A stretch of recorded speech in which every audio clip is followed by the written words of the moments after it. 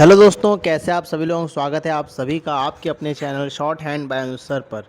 तो ये दोस्तों डिक्टेशन हमारी 80 WPM पर होने वाली है।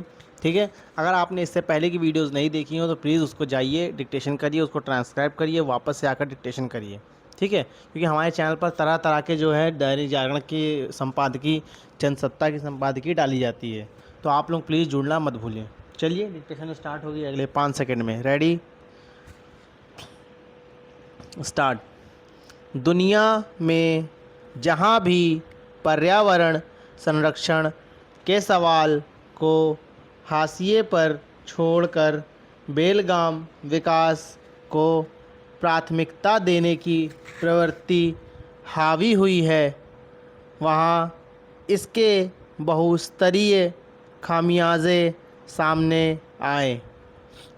औपचारिक तौर पर इस हकीकत को सभी देश स्वीकार करते हैं, लेकिन विकास कार्यों को समय की ज़रूरत बताकर पर्यावरण को नुकसान पहुंचाने में शायद ही कभी सरकारों ने हिचक दिखाई हो। एक और राष्ट्रीय और अंतर्राष्ट्रीय स्तर पर अक्सर होने वाले सम्मेलनों में पर्यावरण पर चिंता जताई जाती है। उसे जीव जगत के सुरक्षित जीवन का वाहक बताया जाता है। वहीं वैसी विकास परियोजनाओं को मंजूरी देने से लेकर उसे पूरा करने तक कई बार पर्यावरण के प्रति जताई जाने वाली चिंताओं को दरकिनार कर दिया जाता है। फिर बाद में जब इसके व्यापक नुकसान के तथ्य सामने आते हैं और उन पर सवाल उठते हैं, तब सिर्फ माफ़ी मांगने की औपचारिकता पूरी कर दी जाती है। हालांकि सरकार के सिर्फ माफ़ी मांग लेने से किसी परियोजना की वजह से पर्यावरण या स्थानीय पारिस्थितिकी को हुए नुकसान की भरपाई संभव नहीं हो पाती। ऐसे में पर्यावरण संरक्षण के पहलू को ताक पर रखकर विकास परियोजनाओं को मंजूरी देने के सरकारी रवैये पर स्वाभाविक ही सवाल उठते हैं।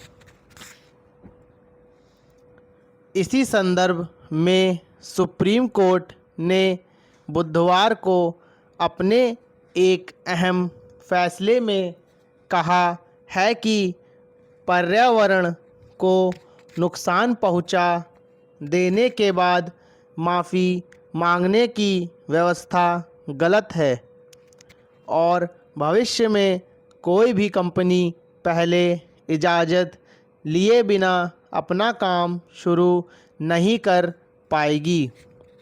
जाहिर है, शीर्ष अदालत ने विकास और पर्यावरण संरक्षण के सवाल पर संतुलन कायम करने की कोशिश की है। गौरतलब है कि वर्ष 2021 के एक सरकारी आदेश के तहत केंद्र सरकार को यह अधिकार दिया गया था कि वह किसी परियोजना का काम शुरू होने या उसके पूरा होने के बाद भी पर्यावरणीय मंजूरी दे सकती है। प्रथम दृष्टया ही इस व्यवस्था में पर्यावरणीय चिंताओं और खारिज करने की मंशा का पता चलता है, जिससे इस बात का ध्यान रखना ज़रूरी नहीं समझा गया कि अगर किसी परियोजना से स्थानीय पारिस्थितिकी को स्थानीय या दीर्घकालीन क्षति पहुंचाती है तो उसका समाधान कैसे निकाला जाएगा।